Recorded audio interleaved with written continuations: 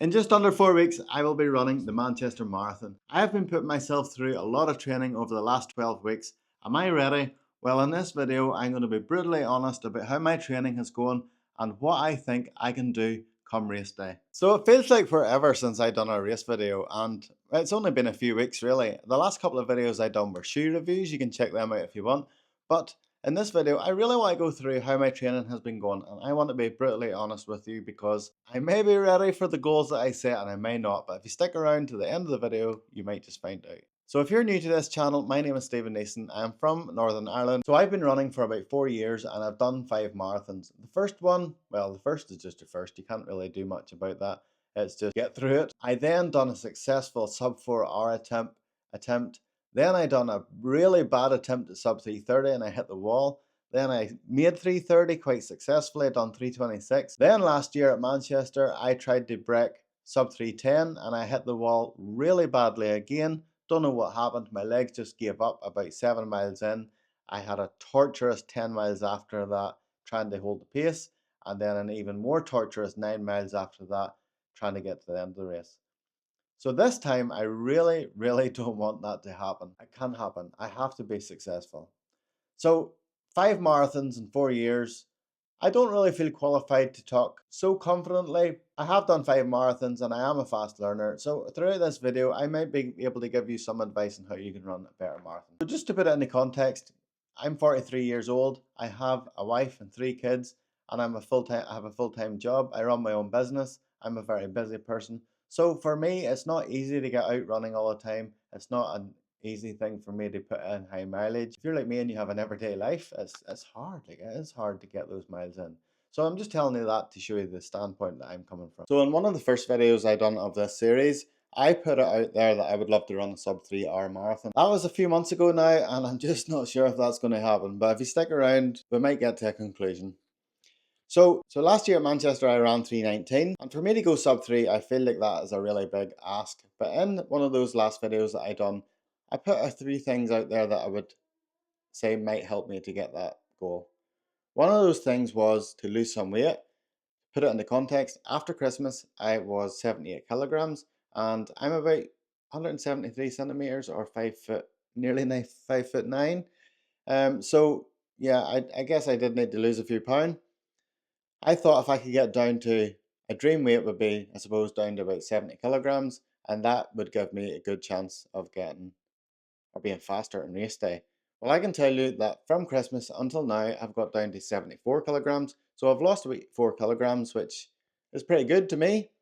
The only problem is I'm not sure if I feel it so much in my running. If I go through my training over the last number of months, because my mileage has been going up and I've been getting, harder and harder training, I do feel like my body's getting more tired and more tired, and it's hard to really gauge where my fitness is. So in terms of mileage, I have went from 50 mile per week just after Christmas. Every week in January was really 50 miles. I then upped that to as close to 60 as possible in February. In March then I ran between 60 and 65 miles every week. At the very end I did hit a 70-mile week, and we're just now into April. I plan to run 70 miles over the next 2 weeks. Certainly this week, because I have my longest long run in this week's training, this week's block, yep, this week's training, yes. I have my longest long run, so I should hit 70 miles this week, probably next week as well, and then I'll taper off down to about 40 for the last week, for the last couple of weeks. So what have I been doing? I have been doing hill repeats every week or every other week. I've been doing a tempo run every week or every other week. My long run has got steadily progressed from 14 miles right up to 22 miles. I have done at this point over, I'd say 4 or 5 miles, 20 miles or longer. 4 or 5 runs, 20 miles or longer. And as I said, the longest one has been 22. I have 23 or 24 miles this week. That will be the longest one. And that will be about 3 weeks out from Manchester. The plan really was, a lot of my long runs have been slightly slower than they were last year. I do have a coach, and for some reason he set me a slower long run. I don't know what the idea is of that. For a couple of those 20 milers, it was in around 7:55 to 8:05 pace per mile, and I chose to do them over really hilly ground. So sort of between about 800 and 1200 foot of elevation on those runs, and I felt absolutely amazing doing those. I got good weather. It was just everything just worked out to plan. I absolutely loved those runs. Since then, I've done a few of 20 milers in around 7:30 pace, 7:35. Usually like 4 times 5 miles or 3 times 7 miles. All right, Sophie. Never mind the child. And they have went okay, I would say, sometimes better than others. I have had a couple of successful ones, but last week and the week before, I can tell you, I really struggled. And I don't know why. I really struggled in the long run. I think it was just because of the amount of volume I was doing, and my legs just been tired. And it's got warmer as well, but that can only be a good thing. 7:35 pace is sort of steady for me. It's definitely not race pace. I can go faster than that. Obviously for a sub 3, I would need to go sub 650 per mile. I can tell you now that doesn't feel like race pace right now. It feels too hard for me. If I go out at that pace, I just don't think it's possible. But I've got another couple of weeks of hard training left, and then a taper. Who knows how I will feel on the day? I just don't know at the minute. All I know is my body is fatigued. I am super enjoying it. I don't feel like I've hit my peak yet, which is good. One thing about last year Manchester Marathon, I think possibly I hit my peak a wee bit too early, and it was a wee bit like I was exhausted. I know I was. I'm feeling good. I'm feeling strong. But yeah, we'll see how I feel in a few weeks' time. Last year, obviously, I was going for a similar time, so I thought I was in like 305 shape, 310. I'm probably similar this year, and I'm wondering to myself, like, why haven't I progressed more in a year? I just don't know. Like, I just don't know. I have trained pretty hard over the last year. I trained for shorter distances over the summer. Yes, my mileage was a lot less, like, it was in around 120 mile a month. Um, but I don't understand how I haven't had more of more of a progression. Maybe it's my age, 43. I don't know. So as I said about the mileage, yes, I was doing like 50 mile a week in January. In February, I had done a 230 mile month, and then in March, I done a 261 mile month. That is the most I have ever ran. So I don't know if you listen to the people that say mileage matters. Surely that would give me more of a chance to get my goal pace. I don't know. I have been trying to spend as much time as possible running at 650 pace or faster. I just don't know if it's a psychological thing or not, but it does feel too hard for me at the minute. So I promised my child we need to go out today in the pram. We're going to go and see the ducks. We're going to run and see them. So I better go and do that, but I'll catch in with you in a minute.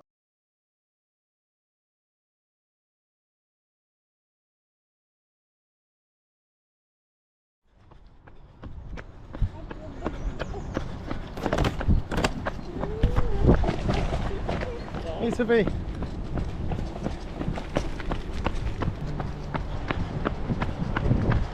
Run, done. That's me for the day. 7 miles, me and Sophie. Sophie had good fun, so did I. So 2 more things I want to share in this video, and then I want to talk about something that I used to think is the most important thing in coming up to the marathon. I've put so much focus on it. So first of all, I want to talk a wee bit more about losing the weight. I was 78 kilograms, and then I've got down to 74. I have done that really from eating pretty good in a calorie deficit for 3 days a week, and 4 days a week. And the reason for that is I really didn't want to be pushing myself too far in terms of a calorie deficit while in marathon training, because you know, like, your body needs that. It needs the nutrition, it needs the calories, you know, in order to be able to run. And obviously we're doing quite high miles, so your body needs to be able to function. And if you're in a calorie deficit, that's one thing doing that, you know, whenever you're training a wee bit, but whenever you're marathon prep running 60 or 70 miles a week, like, you need to fuel your body. So because of that reason, I have been limiting what I have been eating only for a few days a week. And then I've been doing that for 3 or 4 days, and then carb loading the night before, the day before the long run, eating quite a lot of carbs the morning of the long run, and then quite a lot after. Like, generally the long run day has been my day where I would get like a takeaway or something.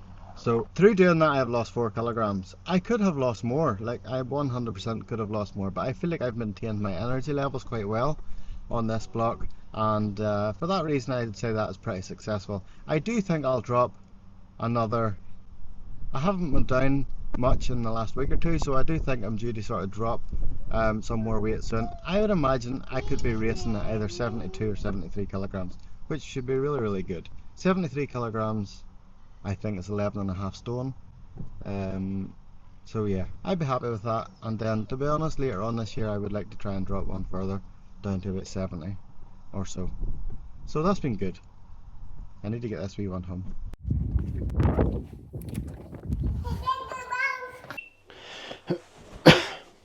So, it's Saturday night, and to be honest, it's nearly 11 o'clock on Saturday night, and I was editing together a wee bit of the footage to try and get this video out for tomorrow morning, and realised that what I recorded when I came home on Friday, the sound was off. So I'm going to have to talk about that again. I'm kind of speaking low because my whole family's in bed, and I don't want to waken them. So we had a good day today. It was my eldest son's 12th birthday. We didn't do loads, but like it's just such a good time spending a day with my family. So it's a joy to see a smile on the kid's face. So, successful day. I ran 4 miles tonight, which takes me up to, I think it's 6, I haven't got my watch on, I think it's either 61 or 62 miles for this week. I have a 9-mile tempo tomorrow, so that'll take me up to 70. So all good. So what I was talking about was, and this is, I suppose, an area I could say I've failed in this block, in a running sense, but there's actually a positive to it. So at the start of this block, I had said that I was going to do a number of races, and the purpose was that the first 10k race, I was going to try and hold a certain pace for that, and then hold the same pace for the half marathon, like 6 weeks later. Whenever the 10k race came up, there was a storm, and I wasn't able to. They rescheduled for the following week, and my son was away playing hockey, so I couldn't do that race. Then I booked in a half marathon for the end of, when was it? The end of March, I think it was. I was going to do one that I always do at the start of March, but they didn't seem to run it this year. So I booked one at the end of March. Same thing happened then. Both of my sons were playing hockey matches at both sides of the country, and I wasn't able to go because I had to take my son to play hockey, which has been most weekends for us over the last while, because both of them really love hockey and they really want to play competitively. They do play competitively, and yeah. So in one sense, it was not good to be able to get those runs in, but I was away with my family, and that's a plus. So, and family comes first, like it has to. I actually booked another race, which was a 10-mile race on a lovely course on the coast, which should have been happening next weekend. I nearly booked it. I didn't actually book this race. I nearly booked it. I got my coach to change my plan because I was going to run it, even though it was 2 weeks out from the marathon. But again, it's the only weekend I have free, and we decided we're going to go to my in-laws' caravan for a few days over that weekend, so I'm not going to run that. So I haven't done any races to test my legs. But you know what, I've put in the hard work, and the training's been there, so I have to trust the process. The final thing I want to talk about in this video is my choice of racing shoes. So last year in Manchester Marathon, I held out for the Alpha Fly 3s, and whenever I got them, I was just really disappointed because I thought they were going to be this amazing shoe, but I didn't like them.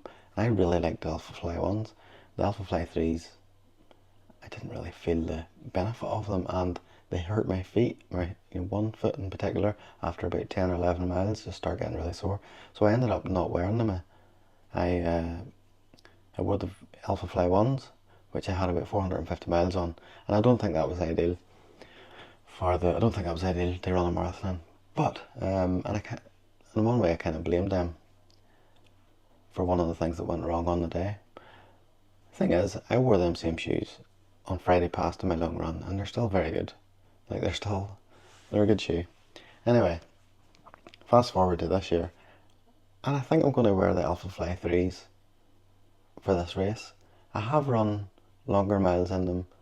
Yes, my foot does get slightly sore, but I think I can stick it for the marathon.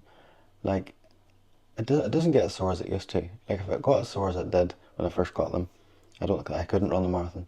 So I think I'm just going to use them. They are a fast shoe. I just don't feel they have the comfort in comparison to other shoes. And am I really going to go and buy a pair of 250, £300 shoes just for this one marathon? Well, I don't think so. We've got other stuff to buy as a family, and I don't know, unless I got a pair cheap, I can't really see me doing that. I did go onto eBay and I seen a second-hand pair of Alphafly ones, exactly the same as the ones I have, and they say there's only a couple of kilometres on them. They do look really new. I don't know how genuine they are or whatever, but that could be an option. Otherwise, I'll just wear the Alphafly 3s. And like, one thing I've learned in this racing, in this block, is not to rely on shoes so much. Like, I've been using the Nova Blast 3s for a lot of my training. I have been using super shoes in the long runs in the same way as I used to do all my long runs in super shoes. Whereas now I'm trying not to use them. I do have a pair of New Balance RC Elite, which are an older shoe, and they're not particularly fast. They're really not. And I have used them a few times, but I just really love those shoes. So yeah, that's it really. I'm not going to put a focus on shoes. I'm going to keep the focus on my training and how I feel, and whatever. I'll wear the Alphaflies. They're a great shoe. If I was to spend £300 on another shoe, like, what difference is it really going to make? A few seconds here and there, if even. Like, I need to get over that. So there you are. I hope you found this video interesting. If you did, if you have any comments to leave, please leave them down below. I'll happily get back to you. Sorry for taking so long and getting another video out. I promise, get a few more out between now and Manchester, which is only 3 weeks today. And I can't believe I've done another 70-mile week. After tomorrow, I will have done another 70-mile week. I'll do one more 70-mile week here, hopefully, and then time to taper. So the hard work has been put in. But anyway, thank you so much for watching, and I'll see you in the next video.